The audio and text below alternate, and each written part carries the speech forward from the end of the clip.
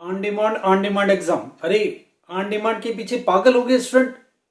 जिसको देखो वही सलाह दे रहा ऑन डिमांड एग्जामिनेशन में चले जाओ, ऑन डिमांड अभी हो जाएगा तभी हो जाएगा, पास हो जाओगे, बहुत आगे चले जाओगे, तुमको रिजल्ट जल्दी मिल जाएगा। क्या ऑन डिमांड यूजफुल है? पहली बात, ऑन डिमांड का सक्सेस रेट है क्या चीज? ऑन डिमांड के लिए कौन कौन एलिजिबल है? चौथी बात, क्या ऑन डिमांड 1 महीने में हो जाएगा? क्या 1 महीने में आपको रिजल्ट मिल जाएगा? क्या 2 महीने में रिजल्ट मिलेगा? क्या 3 महीने में रिजल्ट मिलेगा? क्या मैंने जो कॉलेज में एडमिशन करा है उसके लिए अभी हमको ऑन डिमांड से रिजल्ट मिल जाएगा? अभी कल जो रिजल्ट आया है अक्टूबर नवंबर के बच्चों का, वो ऑन डिमांड में तुरंत बैठ करके और रिजल्ट जल्दी से पा जाएंगे? ऐसा पॉसिबल है क्या? ये ढेर सारे क्वेश्चन स्टूडेंट पूछ रहा है। इसमें सच्चाई क्या है? ऑन डिमांड का पहली बात सक्सेस रेट कितना है, इस पर बात करेंगे। ऑन डिमांड के लिए एलिजिबल कौन है, इस पर बात करेंगे। ऑन डिमांड कितने दिन में हो जाएगा, ये भी देखेंगे। ऑन डिमांड का रिजल्ट कितने टाइम में आपको मिल सकता है, पॉसिबिलिटी क्या, इस पर भी बात करेंगे। ये सारा खुलासा आज करेंगे।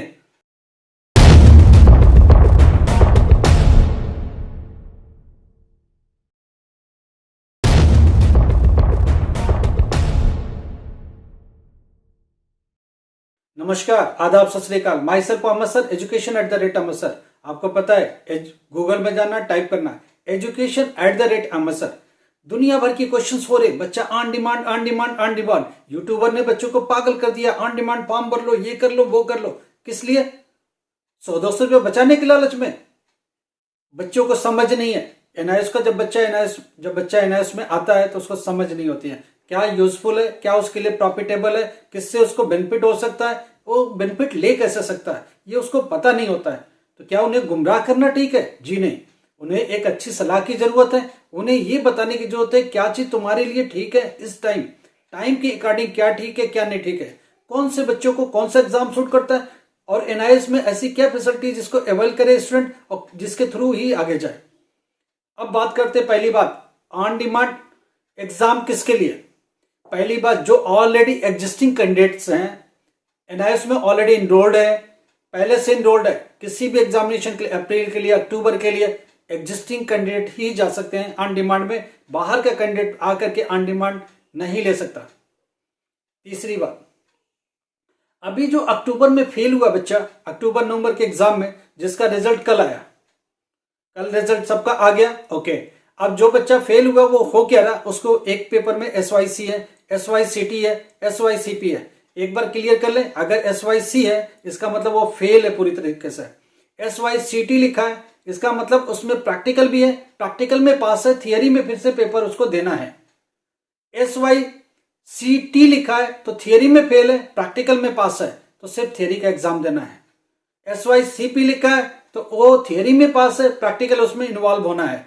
ये चीज ध्यान रखिए। अब ऐसे बच्चों को क्या करना, पहली बात एक बात कर लेते हैं, इमीडिएटली अप्रैल एग्जाम के लिए फीस जमा करो, ताकि आपका अप्रैल एग्जाम के लिए एडमिट कार्ड आ जाए। अगर आप फिर से फीस नहीं जमा करते हो, जिसमें एसवाईसी है, एसवाईसीपी है या एसवाईसीटी है, तो होगा क्या, आप उस सब्जेक्ट में फिर से एग्जाम देने के लिए एलिजिबल नहीं होगे, आपका फ्रेश एडमिट कार्ड नहीं आएगा, आप फिर से एग्जाम मार्च अप्रैल में अपियर नहीं हो सकता है।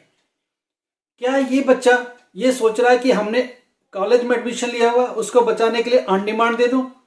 अब एक चीज समझ लेना, अगर तुम इसमें से निकल करके पब्लिक एग्जाम से ऑन डिमांड में चले गए तो आगे भी ऑन डिमांड ही देना पड़ेगा। ये चीज ध्यान रखना, क्योंकि ये सब्जेक्ट फिर क्रेडिट की तरह उसमें चला जाएगा। पहली बात, आप ऑन डिमांड दिए, फिर आप ऑन डिमांड में ही फंसे रहोगे, वापस पब्लिक एग्जाम में नहीं आओगे। अब ऑन डिमांड की मेरिट और डिमेरिट की बात कर लेता है। ऑन डिमांड के लिए एलिजिबिलिटी क्लियर है, जो बच्चा ऑलरेडी इनरोल्ड है, अभी एग्जाम दिया नहीं, फेल हो गया या कोई भी बात है, ऑलरेडी रोल नंबर है, एनआईएस में रजिस्टर्ड है, वो दे सकता है, बाहर का कैंडिडेट नहीं।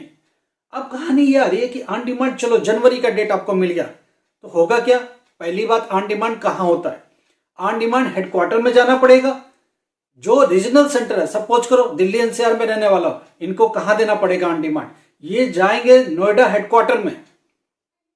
अब नोएडा हेडक्वार्टर में जाएंगे, नहीं तो केंद्रीय विद्यालय कुछ चुने हुए हैं, गुड़गांव के अंदर, दिल्ली के अंदर, फरीदाबाद के अंदर, नोएडा के अंदर, यही पहुंचेंगे केंद्रीय विद्यालय स्कूल्स में। अब याद बहुत ध्यान से, केंद्रीय विद्यालय भी बहुत लिमिटेड है, आपको जाना पड़ेगा नोएडा, हेडक्वार्टर में। अब जरा बताना मेरे को, जो लड़का एक बार स्टेट बोर्ड से फेल हुआ, वो आ जाता है एनआईएस के रेगुलर एग्जाम में, अपने डिस्ट्रिक्ट में देता है, दाएं बाएं नकल भी कर लेता है, कुछ भी जुगाड़ भी लगा लेता है, उसके बावजूद फेल हो गया। अब वो सोचता कि एक साल पढ़ा नहीं पास हुआ, फिर अगले साल पढ़ा एनआईएस में चला गया, उसमें नहीं पास हुआ, वो हेडक्वार्टर में जाके पेपर देगा। वहां पेपर कैसे होते हैं, मैं एक बार ऑन डिमांड समझा देता हूं कैसा पेपर होता है। वहां एक दिन में 4-5 बच्चा बैठा मिलेगा आपको सेंटर पर, 4-5 ज्यादा से ज्यादा 10 स्टूडेंट।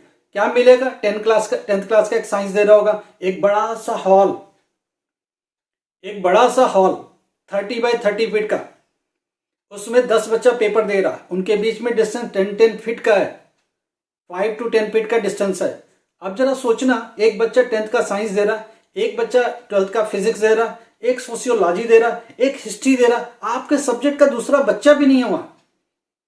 आपके सर के ऊपर 20 कैमरे लगे हुए सीसीटीवी जो आपको देख रहे हैं, आप ऐसे भी नहीं हिल सकते, ऐसे भी नहीं हिल सकते।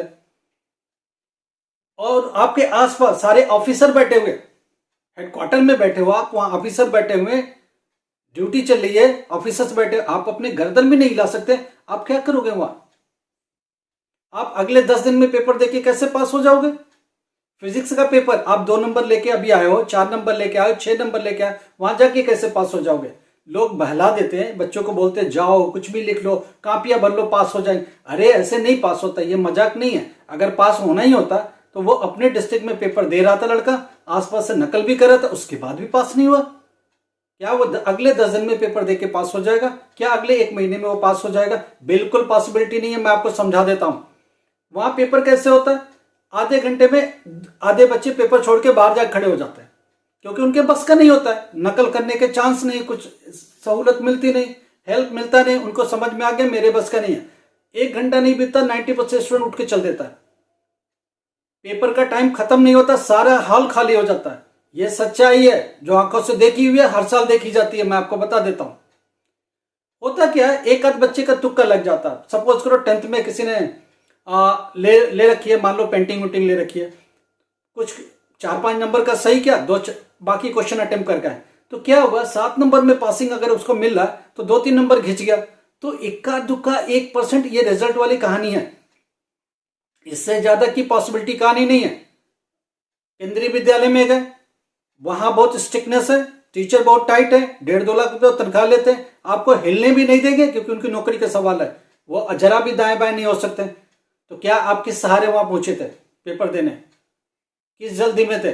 दूसरी बात, अब रिजल्ट की बात कर लेते हैं। ये तो हो गया एग्जाम, अब एग्जाम की सच्चाई पर आते हैं। अब आपका मान लो जनवरी से फरवरी तक आपने पेपर दे दिया, तो होता क्या, अब आप सोचो सितंबर में दिया हुआ बच्चे का रिजल्ट अब आ रहा है, या अभी तक कुछ का मिला भी नहीं। मान लो सितंबर, अक्टूबर, नवंबर, दिसंबर में जाके रिजल्ट मिलता, तो 3.5 से 4 महीने हो गए। आप चलो जनवरी में दे दो, फरवरी, मार्च, अप्रैल, मई के एंड में आपको रिजल्ट मिलेगा, तो कौन से कॉलेज का एडमिशन बच जाएगा, कौन से नौकरी का प्रमोशन हो जाएगा, कौन से आप एडमिशन बचा लेंगे? क्या ये साल बचा पाएंगे आप? बिल्कुल नहीं। मई में या जून में रिजल्ट लेके करेंगे क्या? दूसरी बात, एक बार ऑन डिमांड में गए ना, फिर फेल होने के बाद ऑन डिमांड में ही जाना पड़ेगा, यह भी ध्यान से समझ लेना आप। तो बेहतर क्या है, अभी जरा पब्लिक एग्जाम, अभी जो बच्चा फेल हुआ है वो नॉर्मली अपनी फीस भरे, फीस जनवरी तक भरी जाएगी, फरवरी में डेट शीट आ जाएगी, मार्च में प्रैक्टिकल देगा, अप्रैल में एग्जाम हो जाएगी। कहाँ एग्जाम देगा? अपने डिस्ट्रिक्ट में देगा, अपने चॉइस की स्कूल्स में देगा, कम से कम दाएं बाएं भी देख सकता है, या कुछ भी टीचर उसको एक्सप्लेन कर देता है, समझा देता है ऐसे करने का, ये सब भी थोड़ी बहुत सहूलत मिल जाती है। रही बात आपके आसपास है, आपके डिस्ट्रिक्ट में इजीली एक्सेस कर सकते हो, इजीली जा सकते हो, आप घबराते नहीं हो, आप चिंता में नहीं है। हेडक्वार्टर में बैठ के घबराहट होने लगती है, थोड़ा बहुत जो आ रहा है वो भी भूल जाते हो। आप अपने डिस्ट्रिक्ट में हो, घर के आसपास में हो, तो आपको थोड़ी हिम्मत रहती है, आप कुछ लिख भी सकते हो, पढ़ भी सकते हो, कुछ कर भी सकते हो। तो पास होने की पॉसिबिलिटी सबसे ज्यादा किसमें? अब सोचो जरा, आज दिसंबर में कड़े, दिसंबर खत्म, जनवरी में फीस भर रहे, फरवरी में डेट शीट है, मार्च में प्रैक्टिकल है, अप्रैल में आपकी थियरी है, मई एंड तक या जून में आपको मिल जाना है रिजल्ट, तो उसका भी रिजल्ट मई तक आना है, तो फायदा क्या मिला? उस हड़बड़ी का, उस जल्दी का क्या मिला? और एक बार ऑन डिमांड दे दिए तो वापस से ऑन डिमांड नहीं दोगे, तुम पब्लिक एग्जाम में नहीं आने वाले। पब्लिक एग्जाम हमेशा प्रॉफिटेबल होता है, इसका परसेंटेज हमेशा हाई होता है। ऑन डिमांड कंपैरिजन में 1% भी नहीं ठहरता, ध्यान रखना रिजल्ट। तो जो लोग ऑन डिमांड में गए थे, मैं अपना एक्सपीरियंस बताता हूं, अगर 50 बच्चे भेजे तो हार्डली 1 या 2 पास हुआ। और जो बड़े बड़े सपने दिखाते हैं कि ऑन डिमांड दे दो, ऑन डिमांड दे दो, 1 महीने पास हो जाए, तो किस लिए भाई? किस लिए? इतनी जल्दी में क्यों है ऑन डिमांड की? जिसको देखो ऑन डिमांड सोचता है 10 दिन में मेरा एग्जाम हो जाएगा, 1 महीने में मार्कशीट आ जाए। अरे बाबा, जब पब्लिक एग्जाम में पास होते तो 2 महीने मार्कशीट नहीं मिलती है, तो तुमको 10 दिन में कौन दे देगा? इसके एग्जाम के रिजल्ट आने में 2 महीने लगते हैं, उसकी भी कॉपी के लगेंगे। आप इसीलिए 45 डेज होता है। आप सोचना जरा ऑफिशियली, उसके बाद छुट्टियां काउंट करो, संडे मंडे भी काउंट करो, ये सब जोड़ो तो क्या होगा? फरवरी में दिया हुआ पेपर ऑन डिमांड का, अप्रैल तक कुछ नहीं होगा, अप्रैल मई में बोर्ड बिजी हो जाएगा एग्जाम में, आपका मई एंड में या जून में जाके रिजल्ट हाथ में आता है। सितंबर का रिजल्ट अब दिसंबर में हमको मिल रहा है, सोचो जरा। तो उस जल्दी का मिला क्या उनको? कुछ नहीं मिला। अब वो जो बच्चे ऑन डिमांड में फेल हुए, वापस से ऑन डिमांड ही भरते रहेंगे, हेडक्वार्टर के चक्कर लगाते रहेंगे। आप जाके हेडक्वार्टर में बैठ के देखो, 20 ऑफिसर आपके चारों ओर बैठे हैं, आपके ऊपर 20 कैमरा लगे, क्या आप कर पाओगे? आपके सब्जेक्ट का दूसरा बच्चा तक नहीं है वहां पेपर देने वाला, क्या करोगे आप? इतना आसान नहीं है। आप अपने डिस्ट्रिक्ट में रहो, इजिली पेपर तो पास हो सकते हो, उसमें चांसेस ज्यादा है। समझ रहे हो बात को? इसलिए मैं, ये एक भ्रम था बच्चों का, इसलिए मुझे ये वीडियो लाना पड़ा, कंफर्म कराना पड़ा। देखो, कोई भी हेल्प, हम हमेशा आपकी हेल्प के लिए तैयार हैं। जो सच्चाई होगी उसी से हम पर्दा उठाते रहेंगे और आपको बताते रहेंगे। इसीलिए मुझे आना पड़ता है बार बार और आपको क्लियर करना पड़ता है। देखिए, कोई भी कंफ्यूजन हो, कुछ भी हो, मैसेज छोड़िए, आपका जवाब मिलेगा। हाँ, थोड़ा टाइम लग सकता है क्योंकि बहुत एग्जाम के बाद रश हो गया, बहुत सारे स्टूडेंट्स अपने क्वेश्चंस पूछ रहे हैं, बहुत सारे जवाब दिया नहीं जा पा रहा है क्योंकि इतना सारा क्वेश्चन है, कितने क्वेश्चन ले सकते हैं हम लोग। आपकी हेल्प के लिए हमेशा रहेंगे, मगर एक ही रिक्वेस्ट है, आप चैनल पर हो, कोई भी दिक्कत है तो हमारे अगर सब्सक्राइबर हो तो आपके आंसर मिलेंगे। चैनल को सब्सक्राइब करो, लाइक करो और कम से कम 10 लोग को शेयर करो। अभी अप्रैल के एग्जामिनेशन की तैयारी करेंगे, इंपॉर्टेंट क्वेश्चन लेके आएंगे, 100%। बहुत सारी हेल्प की बात करेंगे, जितना भी मदद हो सकता है आपकी मदद की जाएगी। रेगुलर यही एक चैनल है जो रेगुलर आपसे बात करता है, रेगुलर आपके लिए ब्लॉगिंग करता है और आपकी हेल्प के लिए हमेशा हम लोग तैयार होते हैं। रात के 2-2 बजे तक आंसर दिए गए हैं। Thank you so much.